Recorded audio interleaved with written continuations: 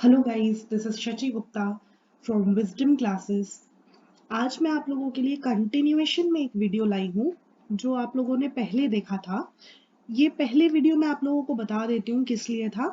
ये हमारा पहले वीडियो था, हमने देखा था कि इसमें मीनिंग ऑफ मनी क्या है।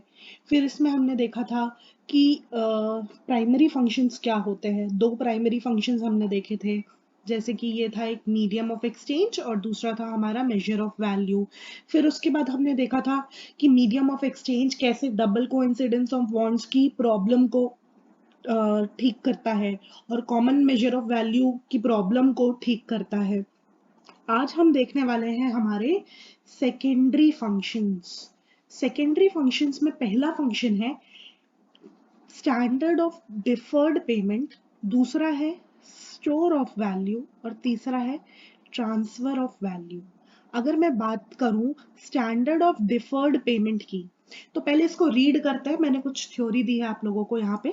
Money serve as standard of measure in case of present transaction as well as in future payments।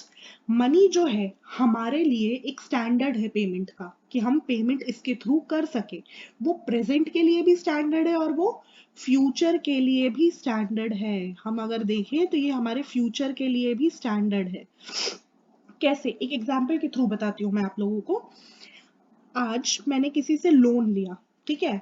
अब मेरे घर में मेरे बेटे की शादी थी मान लो, ठीक है। अब उस बेटे की शादी के लिए मैंने क्या किया, मैंने बोला कि मेरे घर में मुझे मेहमानों को खिलाने के लिए अनाज चाहिए है, ठीक है। तो मैं उससे क्या किया, मैंने उससे 10 किलो गेहूं लेकर के आ गई। एक व्यक्ति से उधार लिया, 10 किलो गेहूं लेके आ गई। आज मेरे पास वो कर्ज चुकाने का पैसा, वापस देने का पैसा नहीं है। मैं उसको बोलूंगी कि ये पैसा मैं तुमको 1 साल बाद लौटाऊंगी, ठीक है। अब मुझे बताओ आप लोग कि क्या ये 10 किलो गेहूं की वैल्यू जो आज है, जो 10 किलो गेहूं की वैल्यू जो आज है, क्या वो फ्यूचर में रहने वाली है वही वैल्यू? नहीं, पर फ्यूचर में मैं उसको क्या करूंगी, यही 10 किलो अनाज लौटाऊंगी। मैंने बोला 10 किलो गेहूं मैं आपको अगले साल लौटा दूंगी। और अगर वो बोलता है कि ठीक है इंटरेस्ट दो इस पे, तो हो सकता है वो मुझे बोले कि आप 11 किलो देना। पर क्या ये एग्जैक्ट वैल्यू है? क्या मैं इंटरेस्ट क्वांटिटी पे गेहूं के निकाल सकती हूँ विदाउट मनी के हेल्प के? नहीं। तो सेकेंडरी फंक्शन मनी का ये होता है कि ये डिफर्ड पेमेंट मतलब फ्यूचर पेमेंट्स में भी हमें हेल्प करता है। क्रेडिट ट्रांजैक्शन, उधार की ट्रांजैक्शन में भी हमें हेल्प करता है। देखिए यहाँ पे लिखा है हमने, money facilitate credit transaction that is exchange of present goods against future goods, ठीक है। आई होप ये क्लियर हुआ होगा आप लोगों को standard of deferred payment. Now we come to the store of value.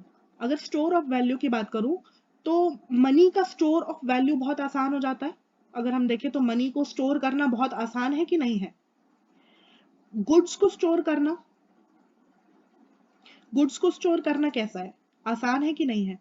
Goods को अगर मैं स्टोर करने की बात करूं तो हमें पहले क्या करना पड़ता था। अब मैं एक किसान हूं, मेरे खेत में बहुत अच्छी फसल उगी है, ठीक है।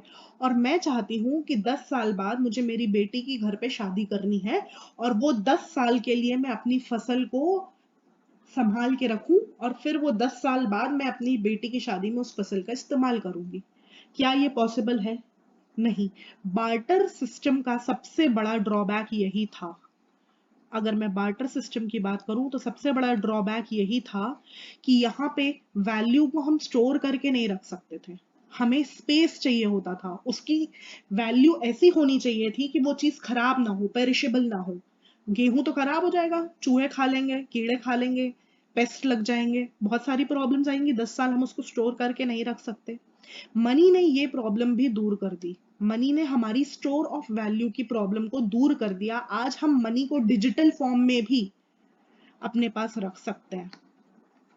Is it clear? आपके घर में अगर आप पैसा नहीं रखना चाहते तो डिजिटल फॉर्म में आप अपने अकाउंट में भी रख सकते हैं। तो मनी ने एक स्टोर ऑफ वैल्यू की प्रॉब्लम को जो है वो दूर कर दिया और आसान बना दिया पैसे को स्टोर करना। फिर तीसरा फंक्शन था मनी का ट्रांसफर ऑफ वैल्यू।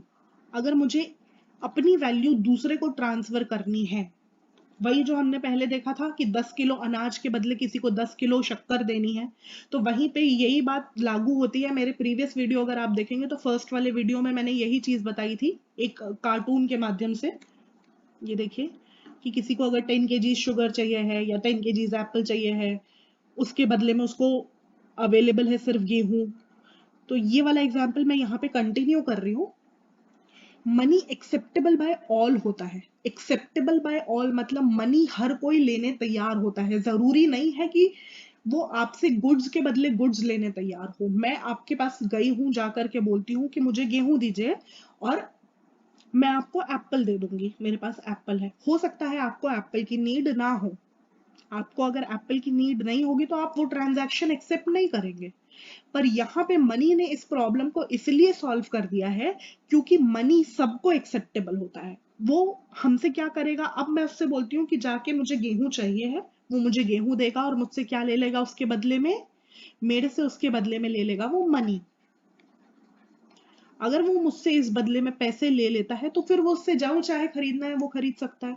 उसके ऊपर कोई ऑब्लिगेशन नहीं है कि वो मुझसे एप्पल्स खरीदे या कोई और गुड खरीदे।